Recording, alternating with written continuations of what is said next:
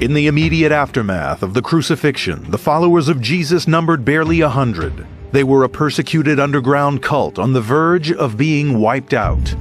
Yet within a few decades, this cult had thousands of followers throughout the Roman Empire.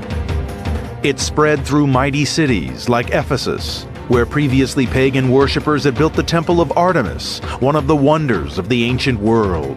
It swept away the old beliefs. It traveled as far as the deserts of Turkey to Cappadocia, where a mysterious people carved underground cities and extraordinary churches from volcanic rock.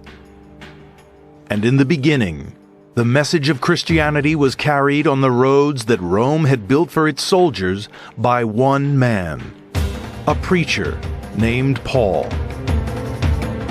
In his life, he walked 20,000 miles, bringing change and upheaval wherever he went.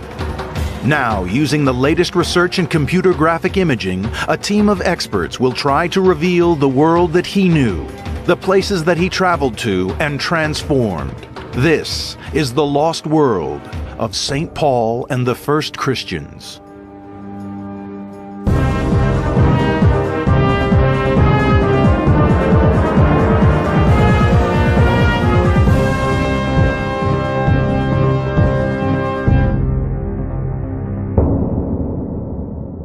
(36 AD) in the city of Jerusalem, Jewish leaders are doing everything in their power to crush a dangerous new cult, the cult of Christ.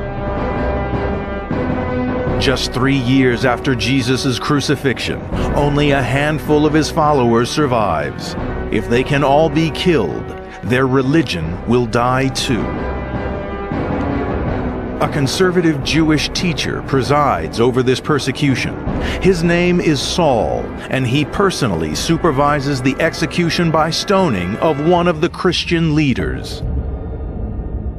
Yet in time, this man will become Jesus' greatest messenger.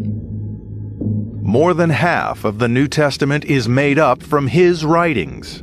Many argue that without him, there would be no Christianity. Saul became Paul, and he shaped our world. Now, our investigators want to uncover the world that shaped him. The story starts in southwest Turkey, in Paul's hometown of Tarsus. It's still a busy town today, but historian Mark Wilson wants to find traces of the city that Paul knew, and which helped mold an extraordinary character. It lies in a very fertile plain with much agriculture in the area. Textile production is prevalent in the area as well. So as you look around Tarsus today, it's a very prosperous and booming city. It's become a site of Christian pilgrimage. This is the area in Tarsus where Paul lived, and all pilgrims to the city visit this area. It's widely believed that this well was in use 2,000 years ago and that St. Paul drank its water. This would have been a water source for his family. Because of this, many people believe this is holy water in the well. There's little in Paul's own writings about his hometown, but other sources reveal a striking and significant fact. Tarsus once stood on the shores of the Mediterranean. The sea has since receded several miles, but this was once a major port. In the first century, it was a very bustling city on a major crossroads, and also a noted university town, the Athens of the East. And just 1 block from Paul's well, new evidence is emerging that gives us new insight into life here at that time. Recent building works were halted when workers found ancient ruins buried right beneath the town's center. Examining the find, the archaeologists realized that they were looking at a row of stores, an ancient mall dating back to the 1st century, Paul's time.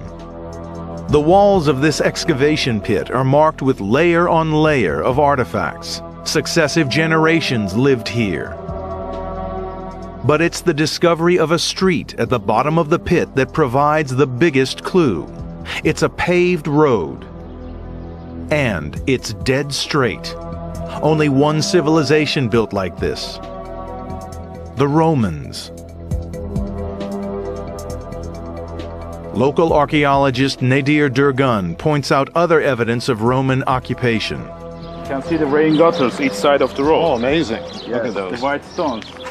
And it's visible, there are a lot of wheel traces on the road, wheel tracks. You know, carriages, coaches use the road.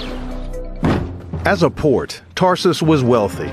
That made it an attractive target for the Romans, and they occupied it in the decades before Paul's birth. This Roman presence would have a major influence on the way he would be brought up. This street is amazing because the young Paul probably played and walked along this street when he was a boy growing up in this city.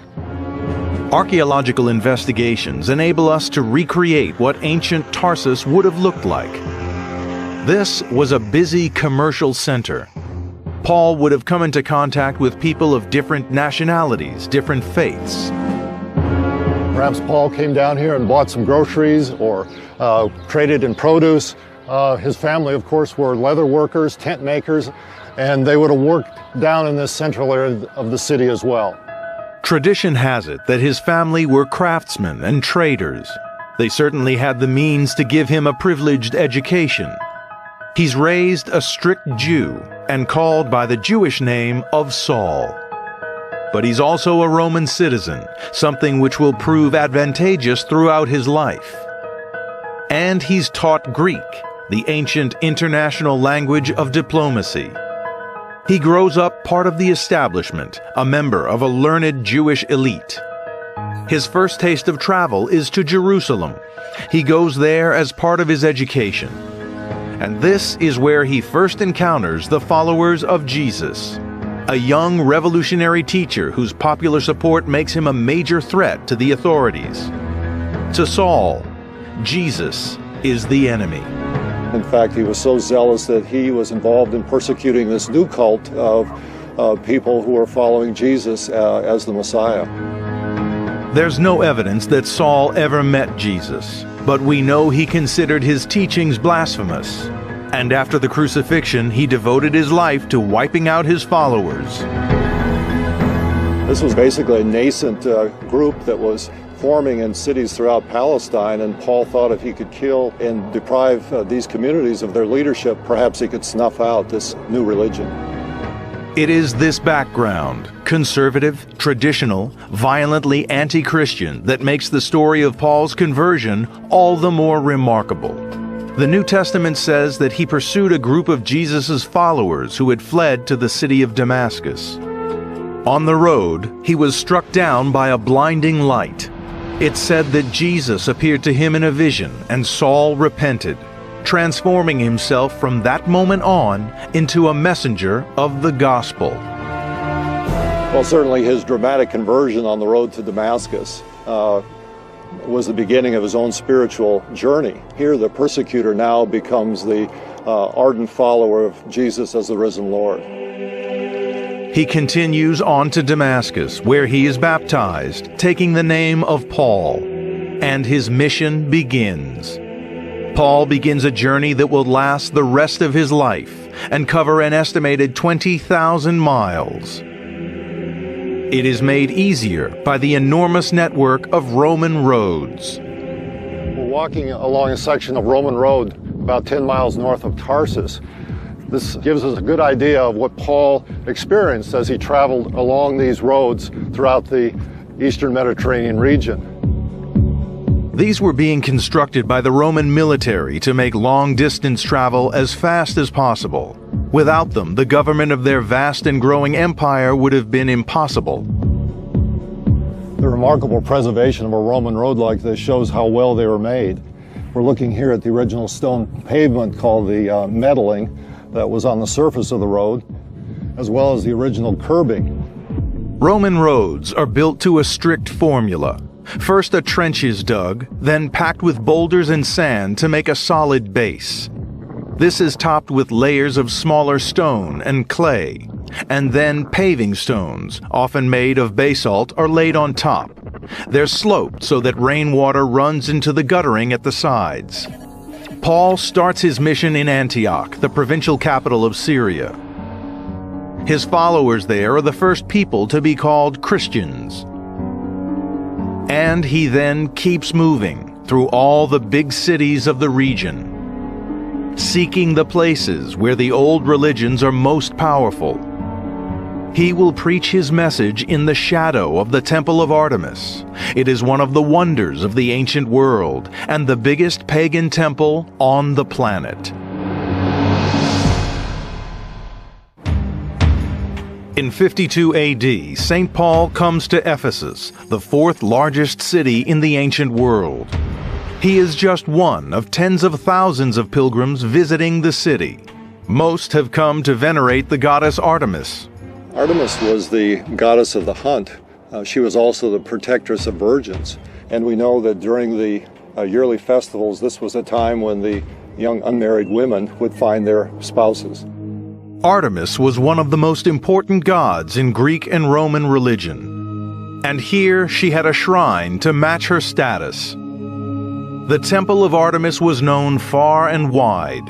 Its image was molded on the coins that circulated the region. This was one of the 7 wonders of the world, and in Paul's time, the largest temple in existence.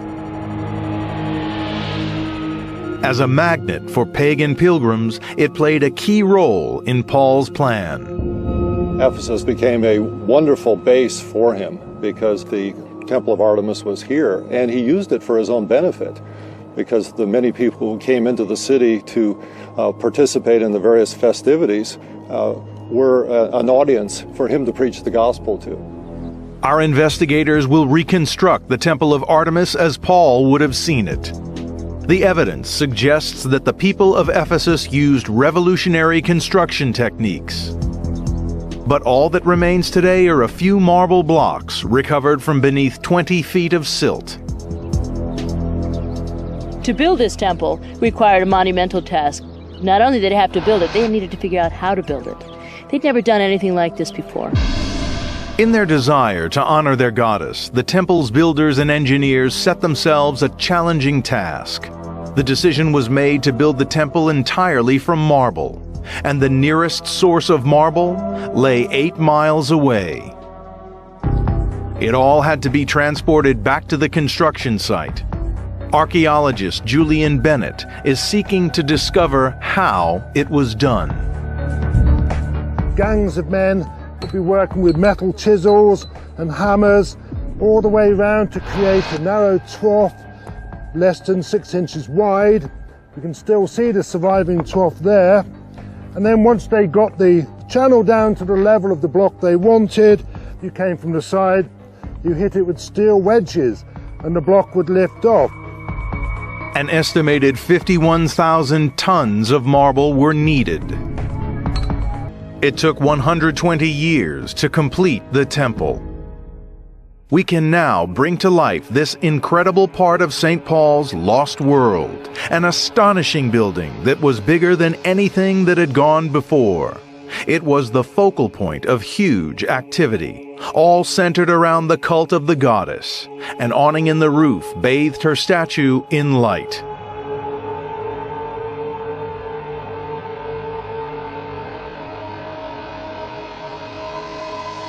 And the cult of Artemis was by no means the city's only religion.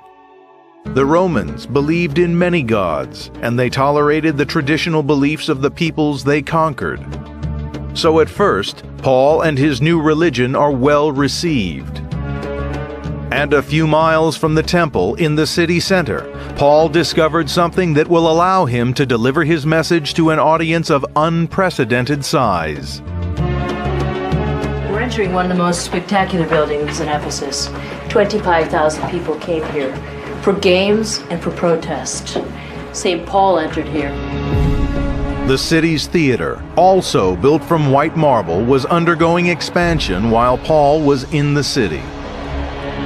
459 feet across, containing 66 rows of seats, it was once the largest theater in the country. Paul would have come here and addressed one of the biggest audiences of his life. This was the perfect theater. It seated 25,000 people, and the acoustics allowed for a dramatic impact. The superb acoustics derive from the design of the theater's seating. These seats are wider, and the further up you go, they're narrower, and this concave shape helps to retain the sound in the theater. But the theater wasn't designed simply for speeches and plays. The partition that shields the front row indicates that Paul shared his stage with more dangerous entertainment. The wall is high to protect the spectators from the death and the blood and the guts of what went on here. The recent discovery of a dedicated graveyard in Ephesus confirms that this theater was an arena where gladiators fought. These immensely popular contests drew large audiences. And as far as Paul was concerned, the gladiator games attracted even more people to hear his message. Because what separated St. Paul from Jesus' other disciples is that he doesn't just target Jews, he aims to convert people of all faiths. His methods would cause Christianity to become a worldwide religion. Ultimately, they would bring about the downfall of the Roman Empire. And yet it was the Romans' own engineering skill which gave St. Paul the opportunity he needed.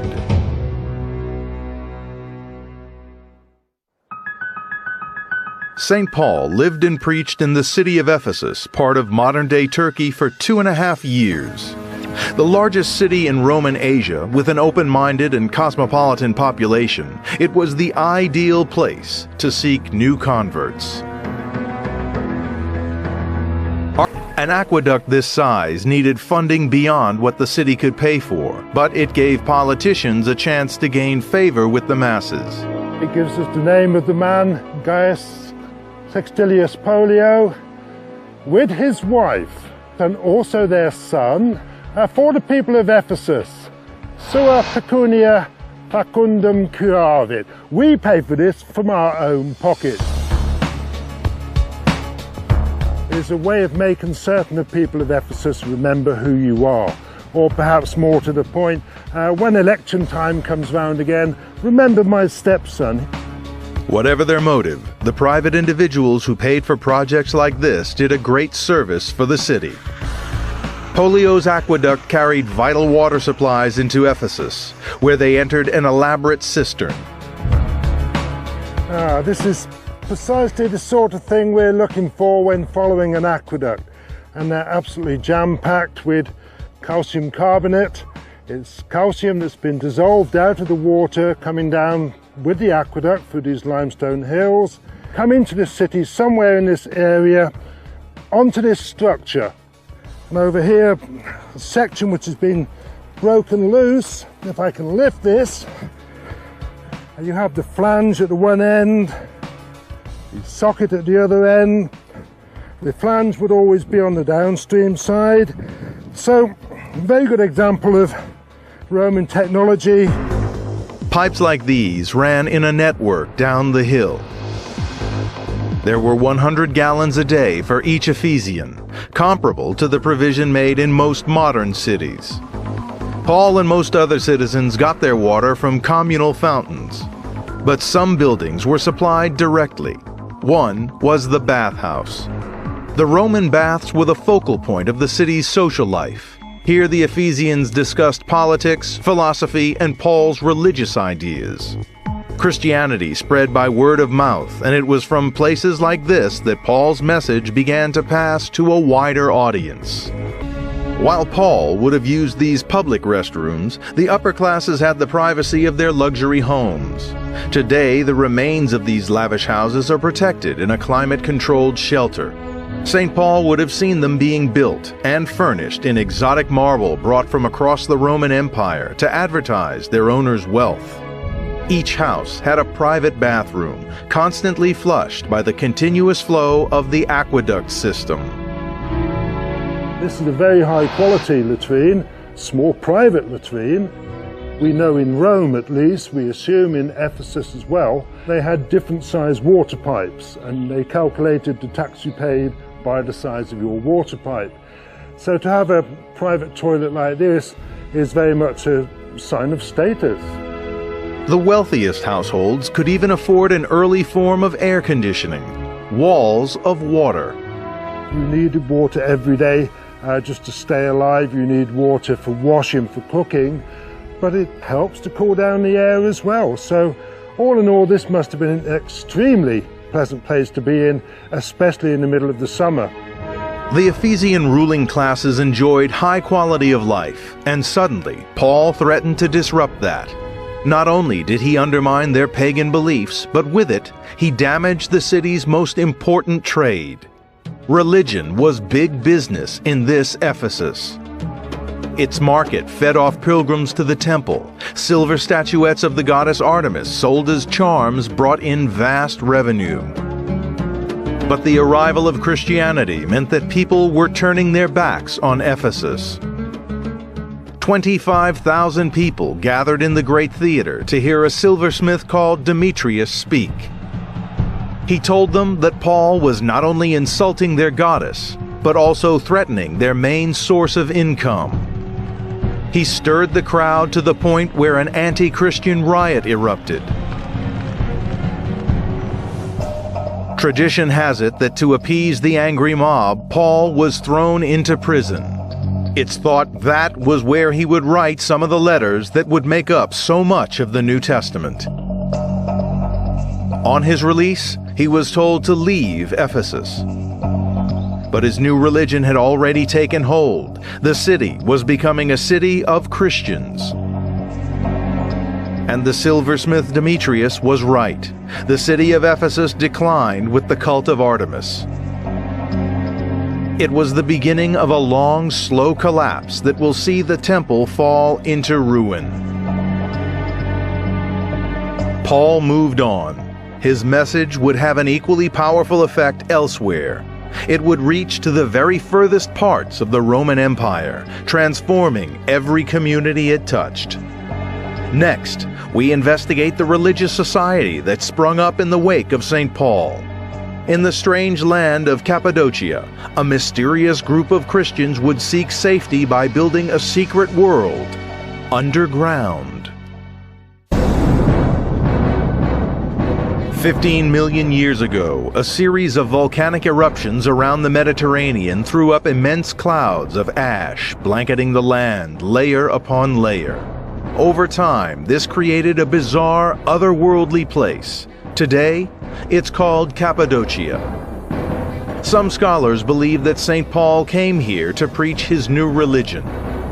Our investigators are trying to understand the part that this alien landscape played in the birth of Christianity. And the best way to see what traces remain is from above. It stretches over 15,000 square miles. It's dotted with sculpted cones, pyramids, and obelisks. The ash is up to 300 feet thick. Each layer is of a different consistency, and this means that erosion by wind and rain has created a remarkable, uneven terrain. Early explorers thought the shapes must have been carved by some ancient race. The buildings do show the skill and craftsmanship of a highly sophisticated people. Their works can still be seen, and it still impresses. We see some steps there cutting into the rock, leading up to somebody's habitation. It's an incredibly gorgeous place, beautiful. The word Cappadocia derives from the Persian for land of beautiful horses. The Cappadocians were famed as suppliers of prize animals for the Roman army. Down on the ground, Veronica Callas chooses the best form of local transport and heads for the Ilara Valley, a canyon cut deep into the ash. She finds an extraordinary concentration of ancient churches carved into the rock face. There are over 100 of them in this 10-mile valley alone. It's clear that Paul's message had an immense impact. The churches are decorated with frescoes that depict stories from the New Testament. Veronica wants to trace Paul's story back further. She heads for a settlement a few miles north of the canyon to try to discover how early Cappadocians lived. What Paul would have come across was an extraordinary community of cave dwellers. This settlement has long since been abandoned, but its ancient inhabitants left behind tantalizing glimpses of their lives. It's a large square room, and it has a conical vault that leads up into a ventilation shaft.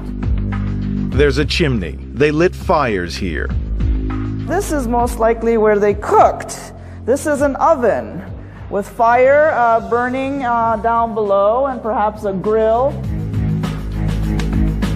To the trained eye, another room reveals evidence of industry. This is known as a pit loom, and this is a fine example where you might have a wooden frame erected around the sitter's lap in order to weave textiles. There are also pits for storing clay jugs or amphoras. Using these clues, sculpted 2,000 years ago from ash, Veronica is building up a picture of what the Cappadocians were like. The people who lived here were said to be very rugged, the cowboys of the empire. And there's a story that when a viper would bite a Cappadocian, the viper would die. This is how tough the Cappadocians were. And yet, living on the trade route between Europe and Asia, these people were becoming rich. The Cappadocians' lifestyle was sophisticated and comfortable. A large ceremonial hall indicates the high status of the people living here. Most of the ancient world's freestanding buildings have long since crumbled away. But Cappadocia's volcanic ash retains a record of its architecture. It offers a unique glimpse of the lost world in which St. Paul operated, and there is clear evidence that his religion gained a foothold here. This is a really nice church. It's in a basilica style with columns and piers and arcades separating this very large barrel-vaulted nave from side aisles, and here we're entering into the sanctuary where the altar should be.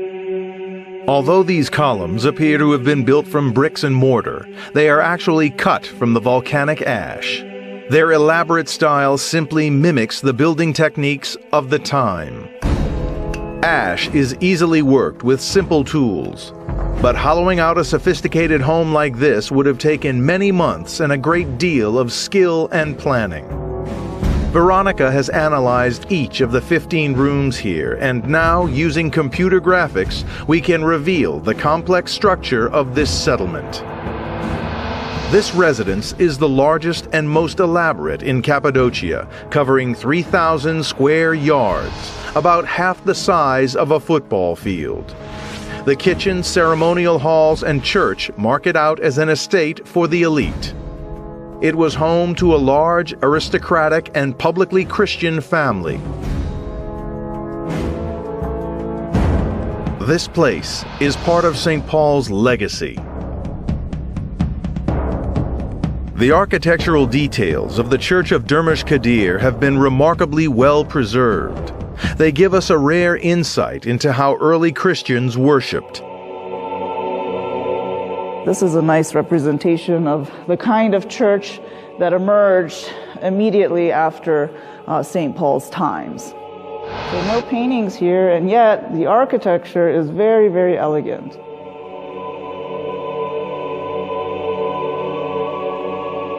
You can imagine what an amazing place this would have been around the 4th to the 6th century. This is known as an ambo. That is a pulpit. This is a very important feature in early Christian churches. So this is the closest thing we have to the time of St. Paul. They mostly stood then. It seems that people prayed with their hands open and their chest up to the sky, not bowing down and closed. The congregation stood around the ambo in the nave, facing the altar in the central apse. To left and right were side aisles containing a baptismal font. Behind them was the church entrance, the narthex. Today it is lined with empty tombs. But it was not always easy for the Cappadocians to hold on to their Christian faith. The more the early church grew, the more Rome saw it as a threat. So it went literally underground. Next, we reveal the extraordinary subterranean world created by the Cappadocians to provide shelter and safety for tens of thousands of people. For 30 years, Paul traveled the Roman world, spreading the message of Christianity. His journey entered its final phase in Jerusalem. Around 60 AD, he was arrested for a breach of Jewish law. He faced death, but exercised his right as a Roman citizen to go to trial in Rome itself. This was a dangerous gamble. The Roman Emperor Nero saw Christians as a threat. By the mid-60s, the situation of the Christians in Rome was quite precarious. The Romans recognized that they were not a sect of Judaism, but were a separate religion. And when fire engulfed the city, destroying hundreds of buildings, Nero needed someone to blame. After the fire in Rome in 64, Nero was looking for a convenient scapegoat, and he pointed to the Christians as the cause of the fire, and this brought great persecution. Paul was well known as a Christian leader. Tradition says that Nero singled him out. He had him beheaded. But he couldn't kill Paul's message. In the lands where he had preached, the Christian faith had taken root, and slowly, over centuries, Christianity came to rule the Roman Empire. In 313 AD, the Roman Emperor Constantine became a Christian. The pagan gods were swept aside, their temples destroyed, replaced with the first Christian churches. And yet that golden age is short-lived.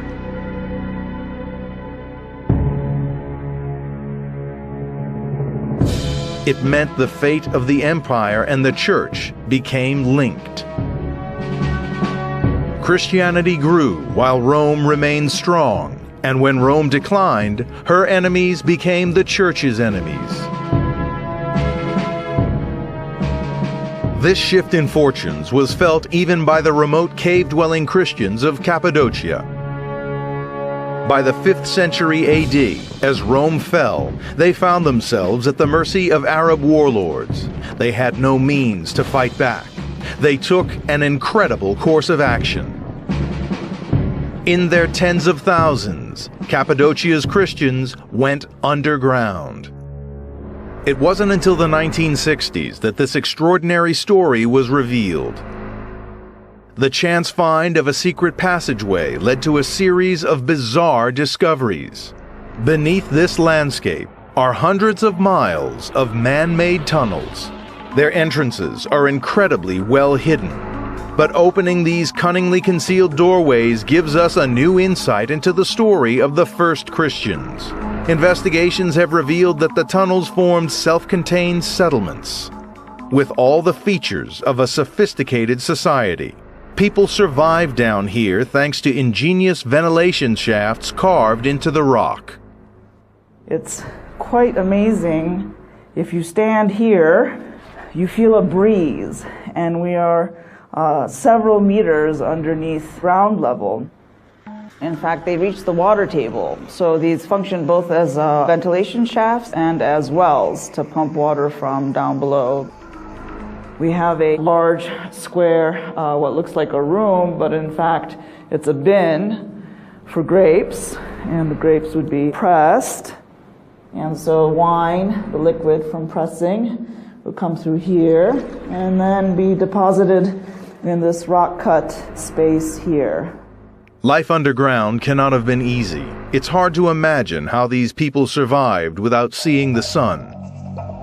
They didn't have a sense of day and night down there, and I think that must have created some very strange psychology in people.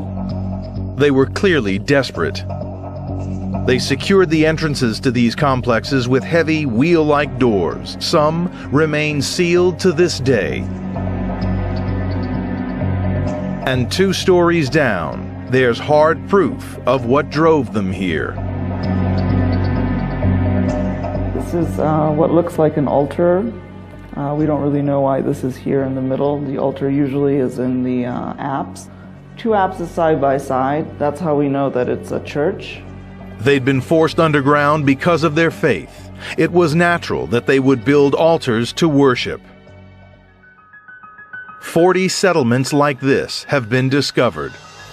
The largest is 8 stories deep, sinking 90 yards underground with 20 miles of tunnels. It's believed that up to 20,000 people could hide in this one complex alone.